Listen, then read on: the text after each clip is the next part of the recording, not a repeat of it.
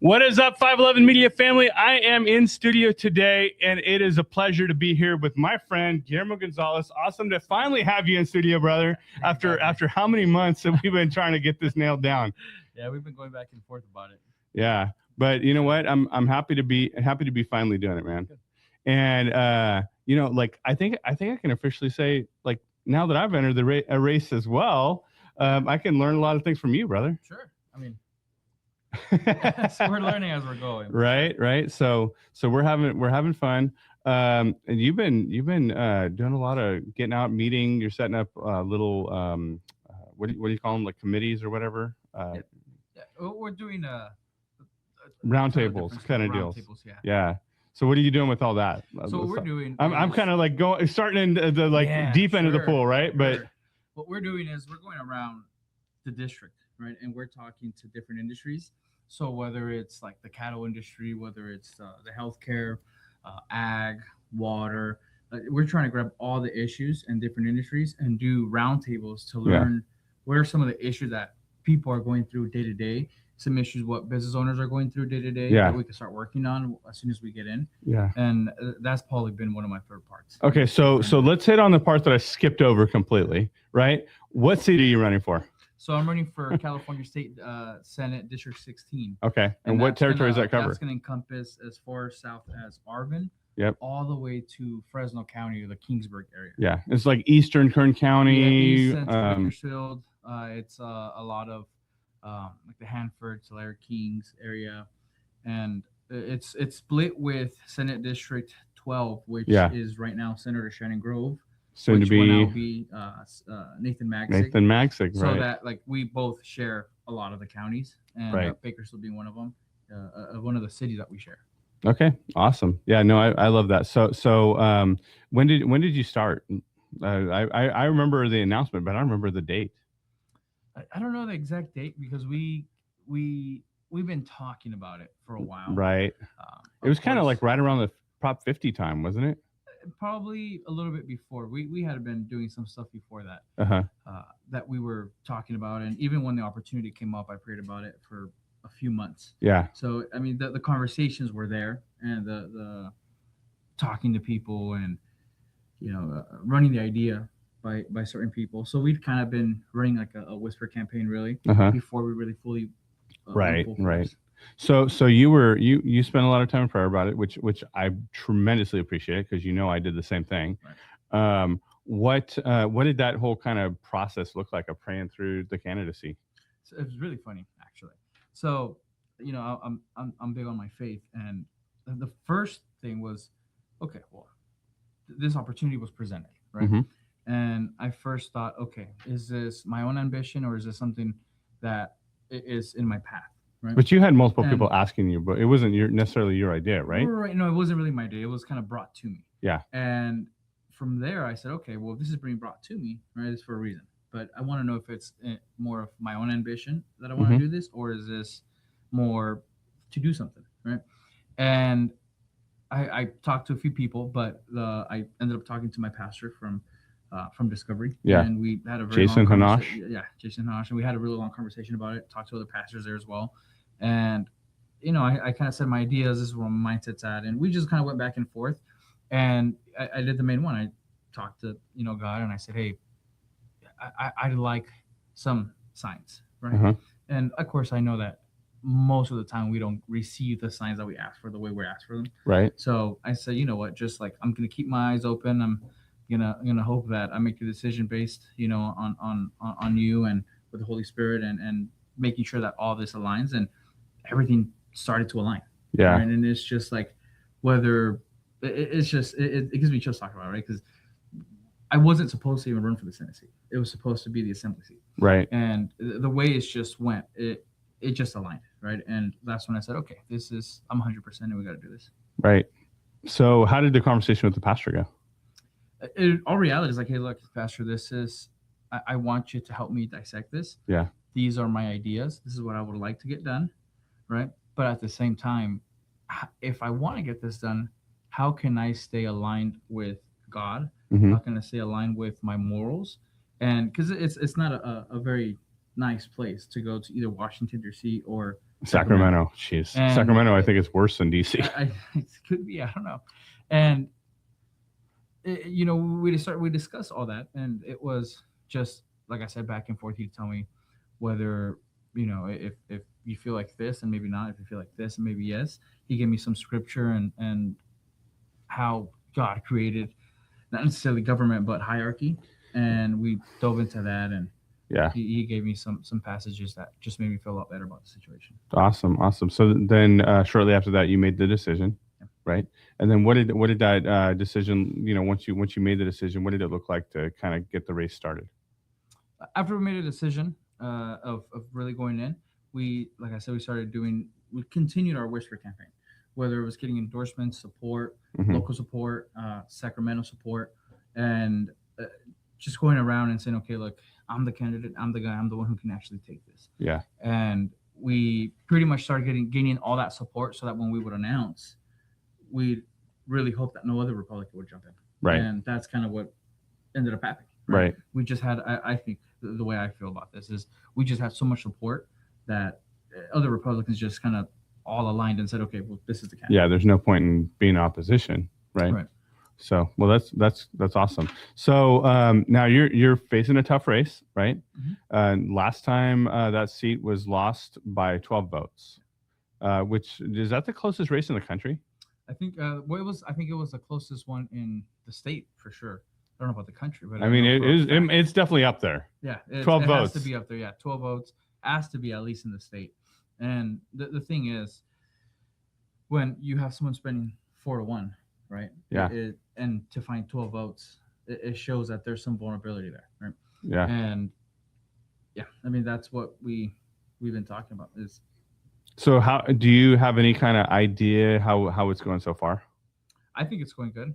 I mean, that could just be mine. Right. Is there any polling or anything like that? No, not that I know of. I mean, I don't think there is, at least not yet. Right? I mean, nothing's really come out. But I will say conversations in the district, whether it's people who don't necessarily support or we align in the same party, the conversations they're just very excited. To them, it feels like a breath of fresh air. Yeah. To have someone that's going to be a little bit more present, that's going to be active, that isn't going around and going to be saying, hey, well, I'm going to do this. And it's things that everybody knows, hey, that's kind of impossible to do. Right.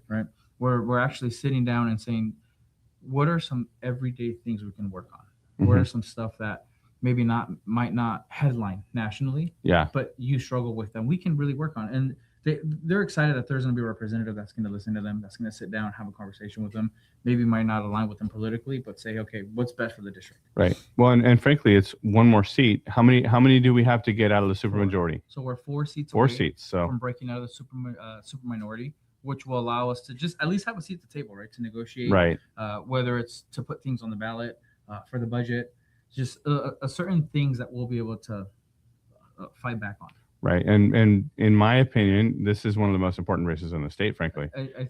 Yes. So this is the target seat, right? This is the named most important seat to pick up. Yeah. And it's doable because historically Kern County, Bakersfield, and the Central Valley area has been a conservative area. It's kind of shifted demographics in the past, 10 years or so due to the immigration from LA and the Bay and all that. But I think in the area, it's still got a strong traditional values. It's heavy Hispanic, right? What am I missing that I'm not saying or misrepresenting here? I think you're right. It's there's a shift for sure. But even then, every single Republican who's ran, except the last candidate, has won the areas of the district, right? So we are essentially Senate District 16 is a Republican seat sitting down a Democrat, right? And this Democrat only won by 12 votes. So it's a very, very flippable seat. We're working at this as if it was a tough seat, because I think it is going to be a tough seat, but we're just putting in so much work that we are very optimistic of the results that are going to come. Okay. So you're gonna let's say, God willing, you make it through and you get into Sacramento. What's next? To begin with, we have to build coalitions. Yeah. Right? I've seen from other members, like one of the first things you have to do is build relationships, build coalitions. Well, some of And that you're going to whether have to do it's- with people you don't agree with Yeah, philosophically. and even in building, like, and that's what I'm saying. Like, you have to build coalitions with even people you don't maybe agree with, but you have to. That's where I guess where you say the politics comes in, right? Where you have to negotiate and sit down and have conversations, and whether it's you're the one trying to convince, right, or whatever that case is. But again, like with all of these roundtables we've been doing, we've been picking up something from each industry, and that's kind of what we want to start targeting firsthand is getting in there and saying, okay, well, we're going to build these coalitions, and while we're doing that, we want to start working on this stuff, and while we do that, we're also want to start working on flipping more seats the next 2 years. So do you have a set of issues that you feel like you care about and that you can address? I mean, our district, I think it's hard to not focus, whether it's on water or ag, small business. I'm a small business owner myself, right. So that's one of the issues. One of the things I'd like to really focus on. But right now, I think affordability has to be the first thing we focus on. And that should be a nonpartisan issue, right? It should be, right? It really should be. And the thing is, like, a lot of times our alignment isn't necessarily with the problem, it's with the solution. Right? And sometimes economically, right? Like, you look at this, and when you're a business owner, you understand, I don't know if it's because you're a business owner, you understand economics better, but you just understand how things happen. You understand the trickle effect of certain things. Well, I think if, as a business owner, you understand how to balance a budget, and a bigger level than most households, right? You'd have to, right? You'd have to. Where you got payroll and all these other things. Right. And you understand, like I said, the effects of whether it's certain bills or certain actions taken by our legislators that take the hit. And as a business owner, your first thing isn't always raise the price and, throw it onto the consumer. Right. Because you also have to navigate, and I know most people think that that's the solution, but it isn't, because you also have to navigate the industry, right? You have to navigate the market, right? Like in the restaurant business, you can't just raise all your prices every single time beef goes up, produce goes up, because it might go down a little bit, right? So you kind of take that hit for a bit to hope that it goes down so that you can still be able to compete in the market, right? Because it's also hard to compete if you raise a burger for $25, even though it's great quality meat, great produce. You can't just raise it up to $26, right, and then have McDonald's sell theirs for $4, right? Like, it's just, you have to. Well, and that's kind of the state that California's been for the past few decades. Is they haven't been competing. They're like, hey, we got sunshine, we got good weather, we got beaches, and we're gonna make everything else suck. And people are finally getting tired. I mean, I don't know what the stats are, but over the past 10 years, we've seen more people leave the state than have come in, and that's even counting the illegal migration. Yeah. The sad part is every week I hear, whether it's a family member or a really close friend talk about thinking about even moving. Right? Yeah. And that shouldn't even be on their mind unless it's for other reasons other than economics. Right. Because like Gavin Newsom likes to brag about is we're our own economy. Right. Like the fourth largest economy. Yeah. Largest economy. Right. Which is great, but the people should feel it. Right. It shouldn't just be a talking point. It should be felt at home. And when you're not doing that, when you're not feeling it at home, there's a problem, right? When you look at nationally, our gas prices, our oil prices are higher than everywhere else. When we can produce it, that's a problem. Right. That's where you start looking, okay, this is more than just economics, right? This has to do with the decisions being made in Sacramento, which flood down to the community. Well, and like, what does the unemployment look like? Because I've been hearing quite a few just the people on the street, talking about getting jobs, and it's difficult to get jobs, and it's a different economy. There's things that are affecting that outside of California's jurisdiction as well. But I think that California particularly is making that a difficult situation. I think it's difficult on both ends, right? It's difficult all from the business owner perspective of finding good employees. Yeah. Employees, and when I say good employees, it's employees that want to work. Right. It's employees that want to show up. It's employees that want to go above and beyond, not just collect a paycheck. Not even just go above and beyond, but just show some effort. Right. Show something, and like you said, not just collect the paycheck. Right. That's one end. So business owners are also struggling to find employees, but then you got the employees who are struggling to find jobs. Yeah. Right. Because of the situation we're in the market, and you'd say, okay, well, those, business owners could hire them. Well, it's also different industries you got to think about, right? If a kid went to college for engineering and there's just no engineering contracts being done because of whatever the situation of the market is, that there isn't as much construction being done, or they're being held up. A construction site is being held up for months because of whatever CEQA has going on and whatever environmental reviews that they have to be looking at. And now those people are out of work for 6 months, right? So it's all around the scope. There's an issue on both ends, right? Everybody is feeling it right now in California. So it's not just one-sided. I think it's both. So what do you have, like a top 3, top 4 priorities when you get to Sacramento, like, and like specifically, or like actual you're asking like things that you want to do, things that you want to accomplish? Yeah, I think some CEQA reform would be nice. And what does that look like? All around. So the CEQA reform that we like to do is like the problem isn't necessarily with like having rules. I don't think people mind having some type of rules because it makes the level playing field. It levels out the playing field, right? Right. The problem is when you are restricting growth or you're restricting something in that industry, and CEQA happens to be always mentioned in all these industries. And whether it's, let's say, for example, like construction, right? If you're doing like a home development, you have permits that get, well, first off, in California, even to start building a home, it's already about $100,000 to even just paperwork. Jeez. That's ludicrous, right? Absolutely. And then that's one of the reasons our homes cost so much. Yeah, and the new developments, they're end up being $400,000 for a house now, right? And I think, and that's Bakersfield, right? For us, that's and that's it's high for what we would consider high, but I don't think it's high for Bakersfield anymore. That's like median home price, right? And that's because we're used to the market being a nice house here. With $350,000 gets you a really, really nice house. And again, when $100,000 is just in paperwork, that's a problem. When you're not just having to pay all that, but a permit has to get approved through 3 different departments, and it's the same thing, and it has to get reviewed every single time, that's another problem. Yeah. When you have, whether it's lawsuits, whether it's environmental reviews, right?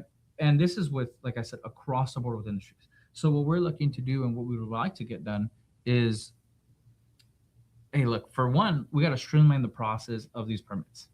If it gets approved once, it should just get approved all around. Right? Make it a checklist, right? If this is approved, and if you're asking for X, Y, and Z, and the person provides X, Y, and Z, then they should get approved, right? After it's, if they provide and they make sure that it's true what they're providing, right? And they analyze, do whatever they have to do to make sure that it's truthful what they're providing, then it gets approved, right? It doesn't have to go through another process and another process to get the same thing approved. Right. It's kind of silly. And 2 is, one of the tactics that they like to use is they like to sue, right? They'll sue a project. Now, who's they? Like you'll have like environmental groups, right? That they'll sue to keep the project slowing down, right? Or from stop development, or whatever it is. So some type of introduction or something we'd like to do is, if you're suing a project or it's holding something that's going to cost the market money, and it'll inflate the market, and it's going to cost the consumer, well, you can't just sue to sue. If you have 60 days to provide whatever evidence that you say that there's being done, and if that evidence can't be provided, right, for both, the project should get automatically approved, but on the other end, if you lose the lawsuit and you're suing, you have to pay for the person you're suing's law fees, legal fees. The legal fees. I love that. Right. And although there are some groups that are still going to do it, but I think it'll slow it down. It'll slow a lot of them down. Right. And if they really do believe, hey, there's an actual issue with our environmental, then okay, cool. Right. It's win, essentially to stop frivolous lawsuits. Right. Exactly. For the sake of frivolous lawsuits. And that happens. Oh, of course it does. California's king of it. And I think that'll help us halt that a little bit. And you do that across the board, industries are going to feel it. Like I said, it's going to be a thing where projects are going to be done a little bit quicker. Yeah. People are going to be able to maintain work all year round, and it'll just help us move economically, right? That's 1.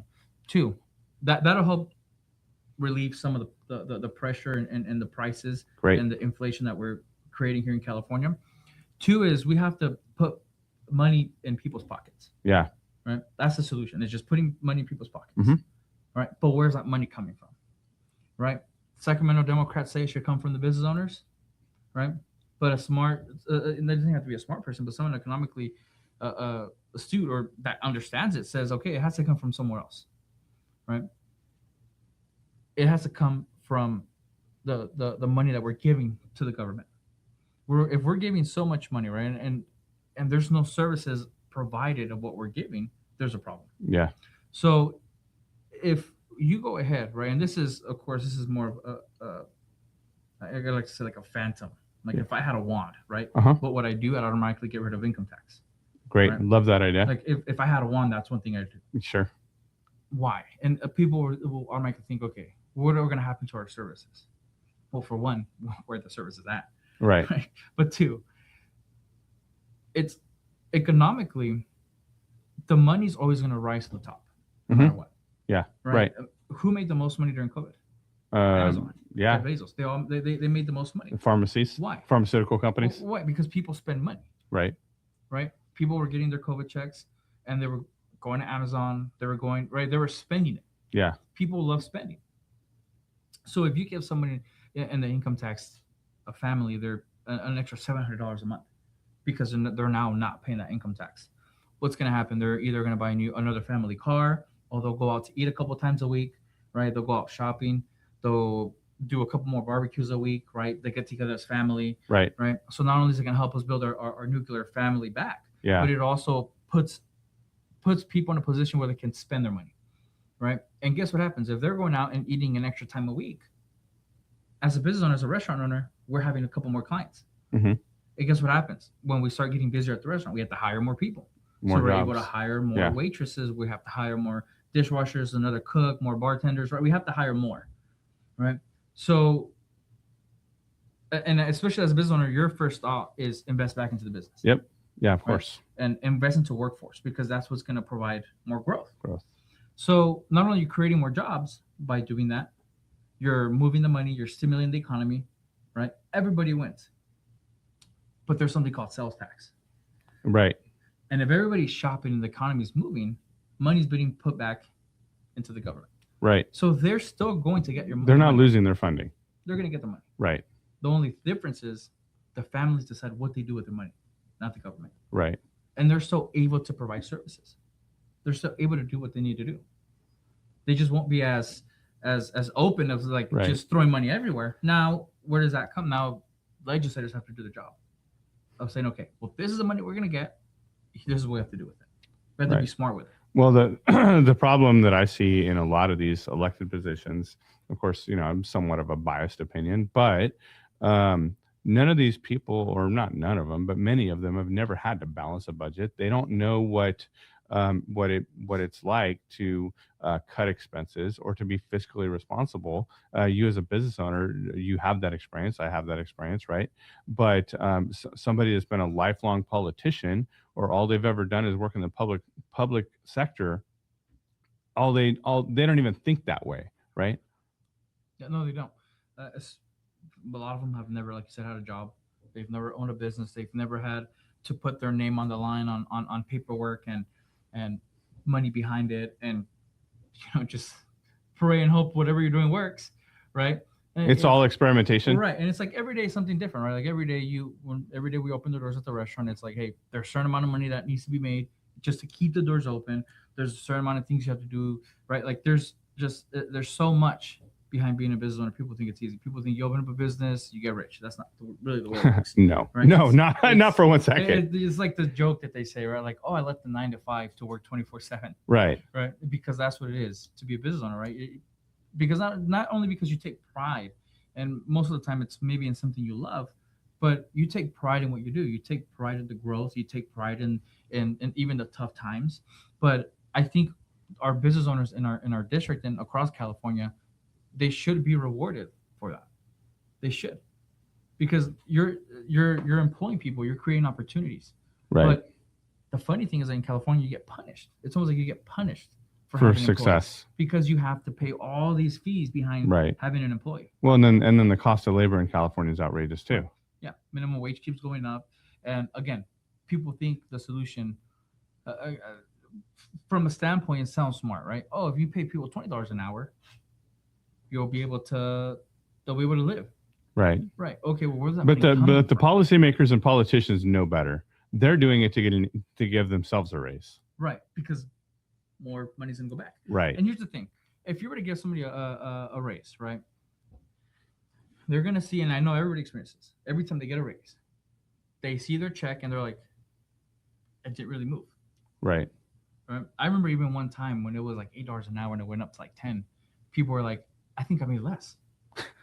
You probably did. Right, because they got they got changed into a different tax bracket. Right. Right. And these are like, you know, I was a lot younger, single kid, 19, right? Right. They get that raise and they're like, wait, why am I making almost the same, but I work more hours? Right. The thing is, you got that end, right? But let's say that they do see more money in their check and they get an extra $200 that week in their check. That $200 is not just $200 that's coming out of the business. It's $600 or $500. Right. Because you have to pay your payroll tax, you have to pay workers' comp. There's a bunch of stuff that you have to pay. So that $200 is costing me $500 because of all these rules. Yep. Because I'm being punished to employ people. But if you let businesses breathe and do their thing, because here's the other side: if you have to give everybody a raise, and as a business you're not, you know, making a great killing, or you're still profitable, well, now you're a little bit less profitable. And guess what happens? Now you have to start, you know, realizing, okay, how can I fix this? And if everybody's getting paid the same and now you're more just kind of keeping your doors open, making enough just to keep your doors open, now you have a really good employee that's getting paid as a lazy employee. Yeah. And you can't reward that hardworking employee because of everything raised at the minimum wage. So now everybody's getting paid the same. And it's rough to give that person some incentive to work harder because you just can't afford it. And now this lazy worker is creating animosity around the workforce. So you're opening a can of worms every time people, you know, legislators think about raising the minimum wage. It's not just, oh, I'm going to be out $200. No, that's not the way it works. There's so much behind it.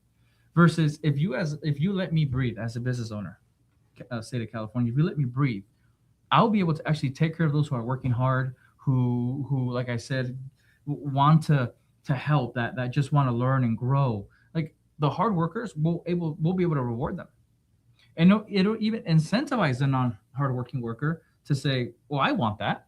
Right. I'm going to work harder. It'll drive them to work better. It'll drive them a little bit better. Versus, oh, they're all getting paid the same. Not only am I rewarding someone who isn't working hard, I'm not helping them reach his full potential. I'm hurting that person because we're not able to get him to reach his full potential.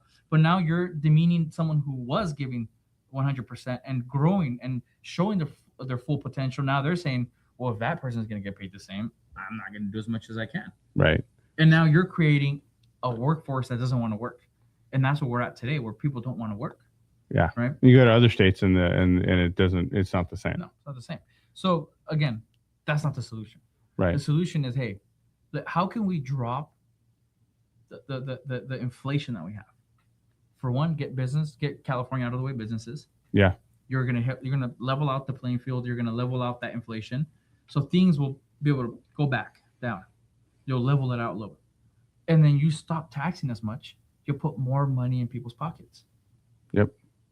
Great. So that's issue number 2. What's the third one? So you got all these regulations, right? That's gonna help drive the cost down. Then you got some tax reform. Yeah. That we can work on. That'll say, you know what, even if it's, and not necessarily just tax incentives, like rebates. Like, I want to work on direct. If I go buy something now, I'm not going to feel it as much. Yeah. Right. You won't feel it just as much. So we want to work on some leveling out that tax side. And third, the third one is really more going to be industry based. Right. And that's where we're going through these tours and meeting with these folks and meeting with different, whether it's dairy, like I said, cattle, ag, healthcare, small businesses. We want to make sure that that we're sitting with them is they each give us one item. So as we're working on these two, bigger monsters throughout the time, we want to be releasing certain stuff. Right. And you got, like, for example, right, like, and this is also where not just me, but when we're in our office is like, we commit as a team to say, okay, when we get elected, and we have our district representatives, that they're out in the district as much as possible. Yeah. Not just going to the events that they're invited to, and the meetings that are scheduled, like the monthly meetings, right? Like your Kiwanis clubs or like your city council meetings. Like that's just a strategy to keep your ear on the ground. Right. What I want from our office is to directly reach out to businesses, to companies, and say, hey, can I get a tour? Can I understand your industry better? Can I understand your business better? Can I understand your operations better? So that they can see the issues, right? And even when I was with Congressman Valadao, we did that a lot. We were out of the district so much that we would find issues, right? Whether it's, hey, a certain this group of people stop receiving a certain amount of money when they do this, right? And like a good example is he put out a policy called eliminating the Social Security tax, and it was with people with mental disabilities, right? They receive a Social Security check. When they get married, it gets cut, right? He introduced legislation so that doesn't happen. As long as they keep doing everything they're doing, right, that doesn't happen. Okay, right? That's great. So those are like the things that you'll learn throughout the campaign, throughout being in the district, keeping your ears on the ground, listening, talking to people, right? The third side would be that is bringing instant relief, not just fiscally, but in general to industries, businesses, organizations, groups, right? So that's what we're kind of learning. And so how are you planning on implementing that? Because and here's one thing that is going through my mind as you're saying this, like as your friend, Guillermo, like I know you're sincere and I know you mean what you're saying, right? But someone watching is like, that's just some crap every politician says, right? So how do you actually implement that? Do you have a plan for that? Here's the thing, most politicians won't say what I'm saying. Most politicians are going to talk about the big items. They're going to sit down here and say, I'm going to eliminate the gas tax. I'm going to do this. Stuff they can't actually even do. Things that sound great. Yeah. Right? Me saying I'm going to go sit down with a forklift company and they're going to tell me that this certain regulation doesn't let them operate this, and because of that they have to pay a $20,000 fine. If I say I'm going to go help them fix that and maybe drop it to 10,000, that's not sexy. Nobody really cares. Right. The viewer right now is going to be like, I don't even know anybody with this forklift. I don't care about that. Right. Right. That's not gonna that won't I do. Fundraise. That won't help you me, do. Right. That won't help me fundraise. The things that people talk about to help them do that and look good are like, I'm gonna eliminate this and do that. Right. Right. That's where the sincerity comes, where I'm saying, okay, I actually care because I'm sitting down with these people. But how can we implement that? Well, for one, again, most legislators are so focused on the other stuff. They don't care about this stuff. Yeah. And a lot of times these were rules put by legislators 40 years ago, 30 years ago, who they're turned out, they're not around. They thought it sounded good, right? It looked good. It helped them get votes or funding get a or small group, whatever the case is. And it just didn't do what they thought it would do. Yeah. And now they're out. It's an issue that they really didn't really care about. But this company and this business or this industry, they're $20,000 out every month because of it. Right. But again, if you start working on those, most Sacramento people, they're not really going to care. Yeah. Because they're so focused on fighting this. And they're so focused on winning elections. They're so focused on flipping their seats and keeping seats and protecting seats that they're not focused if we go sit down with a small industry that nobody cares about, but we make a big impact for their daily life that helps them drive the cost down, stimulate the economy, create more jobs. That's really what helps the district, is when you're doing that. Yeah. So I have a question that is more personal to you than the big picture. But I'm curious, because you're a business owner, you run the restaurant. When you're elected, how are you going to stay involved with the business? Well, it's a family business, right? I mean, I think that'd be a tough question to answer if it was like a huge corporation, right? But it's not, right? It's two restaurants. My dad, my brothers, they're all helping. They all work. It's whether it's cousins that help out, right? And then also when we built great relationships with our employees, that they just, they got your back. They got our back. And in all reality, it's going to allow me to go and focus on this and fight for the district. But again, I mean, it also, I don't see it as a struggle or a hurdle. I see it more of, this is going to even help me stay rooted, stay to the ground. Yeah. Right. Where if I don't do what I say I'm going to do, that they can find me at the restaurant. That if somebody goes Friday night for Bass night, that I'm there whether it's washing dishes or taking tables, that they can come and scream at me and say, hey, you did this, you weren't supposed to do that, or you were supposed to do this, right? Like I'm rooted in the community, right? Like I have a stake in the game. It's not just me saying it, like I'm actually there, right? So like they'll be able to come and have conversation. They do it now. I mean, they'll come and, hey, I seen this, and what do you think about this? And we'll sit down and have a conversation. So I think it's more of a benefit that I have that, because it roots me in the community, roots me there, and I'm not able to just disappear. Yeah, that's awesome, man. So we're getting to be about wrapped up here. What do you want to leave people on? I did want to ask you one more question, actually. If somebody is watching this or listening to the podcast or whatever, they're like, hey, I would like to talk to Guillermo, or I would like to know more about the campaign, or I would like to know more about where he stands, or volunteer, or even be involved in one of these roundtables. How do they get in touch? Like, what's the best way to? Website or social media. I know you got a big social media presence. Yeah, whether it's through our social media or our website, GonzalezForSenate.com. You can just go and email us. We'll respond. Even when we put our door knockers, right? Because we have run a really big grassroots campaign. Yeah, we're very big on that, and we have a ton of high school kids that have been knocking doors and interns. And they're interns. Like they're part of the internship program. I go out with them. We're out there every day on the weekends as well, and we have conversations with people, and we invite them to, hey, either come to our office or go to our website and email us and reach out to us. And then I don't know if there's a way you probably put like the links and stuff. Yeah. You just do that, and they can reach out and we'll respond. And what's your schedule a meeting? We could do that as well if they want to talk. Is there a phone number or anything? Yeah, we have the campaign phone number as well. But we probably put that. Okay, we'll put that in the show description. What about the Instagram? What's your Instagram handle? We'll probably put down, because I don't know it either. Okay. My mind is so focused on the campaign that it's. I don't really you don't even run the Instagram yourself. I don't know that kind of stuff. Yeah, we do, but it's just we have a lot of help. We really like the fact that like the you got great support, man. Interns take. Yeah. And a lot of them we give them access to that kind of stuff so they can develop in that. Awesome. That area. I love it. And they're better at it than us. Cool. So last words you want to share with the audience? In reality, it's this, right? Like California is in a position where it can tilt over, and things could look so bright. Like the future could look so bright. Oh, I'm long on the future. It's just going to take a few years to get there. Yeah, but we're at a tipping point now where if we do what we're supposed to, we can build that momentum. Right.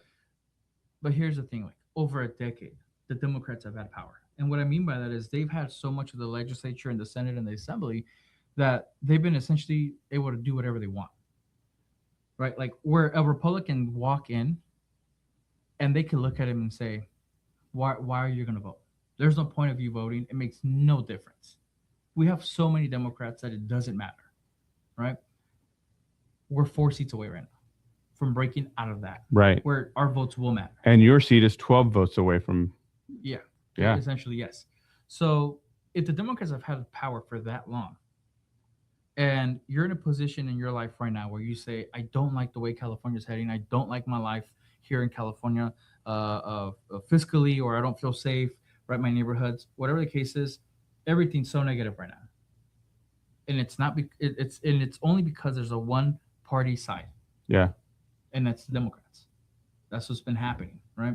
Now, of course, when I say Democrats, I blame Democrats in Sacramento, not the Democrats here. Right, because there's a lot of Democrats here who are very common sense, who understand the process, but they'll say, hey, you know what, like a lot of them, I've talked to a lot of Democrats to say, the Democratic Party left me. Yeah, right. And not just that, but you have Democrats in Sacramento will come in and tell you one thing and then go do another. Yeah. Right. And they'll say, you know what, I do support this. I support that and this. And the common sense Democrat here or a nonpartisan person will say, well, I like that. I'll vote for this person because he believes what I believe in. But then when they go to Sacramento, because it's a one-party rule, and if they don't do what leadership tells them to do, they're in big trouble. They get stripped of their committees. They get in trouble. They don't get help getting reelected. Fundraising, so they vote with their party. Yeah. So it doesn't matter if they can come and say, oh, well, I believe in all this. As soon as they hit the floor, they have to vote the way leadership tells them. And that includes someone like Andre Gonzalez. That includes a lot of people, right? Right. And I don't know how Andre's going to do.